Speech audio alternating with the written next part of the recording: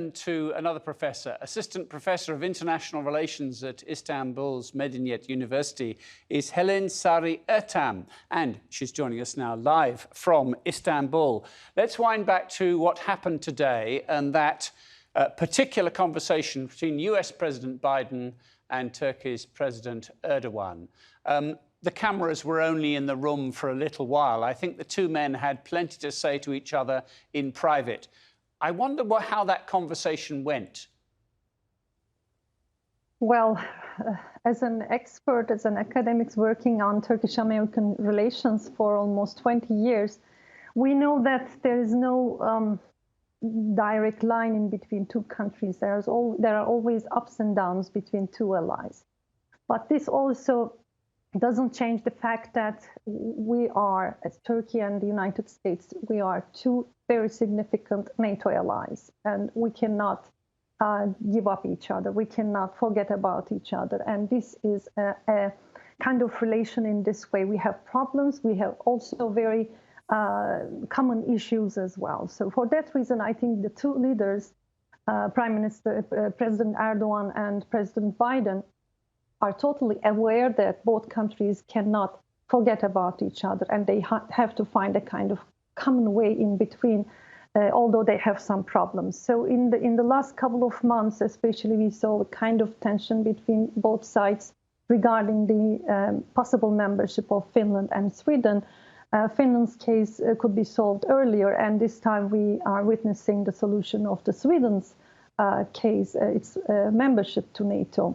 And regarding that point, I think the United States must have been really happy today, because for a long time Biden has been giving a strong support to Ukraine, to the Ukrainian counterparts regarding the war in between Ukraine and Russia.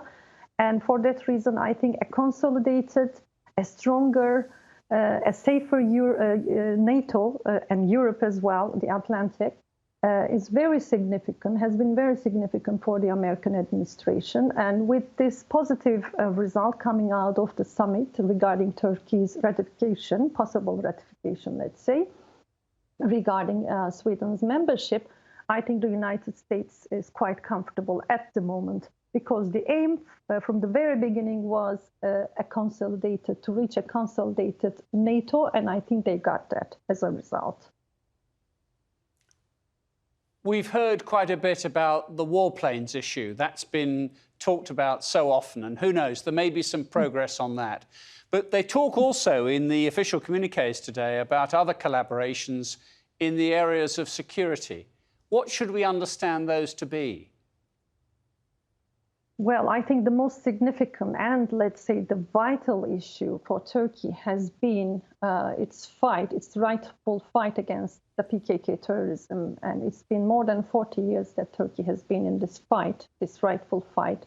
And the basic target of Turkey has been to continue this fight as much as it's possible with its own means, but at the same time to tell the Western counterparts that this is a rightful fight, this is a rightful struggle, and that Turkey is doing the right thing against the PKK terrorism.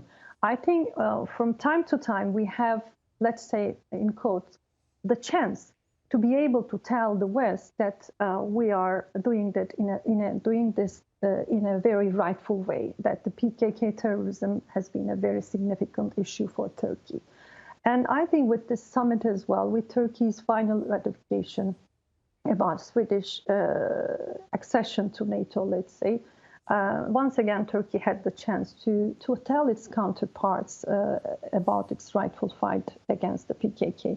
At the same time, I think if we are talking about some security issues between, let's say, cooperation, possible future cooperation between Turkey and the United States, I think it's the same case, because we still have the problem about the United States continuing support to YPG groups in northern Syria.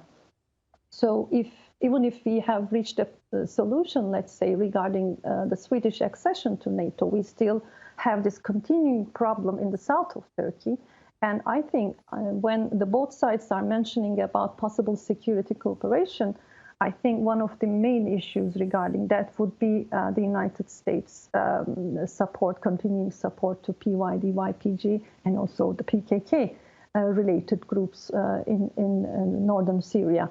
And hopefully we will get a positive result from the United States as well regarding its support for these groups in northern Syria. Helin Sari Ertem, we thank you very much indeed for being with us on TRT World.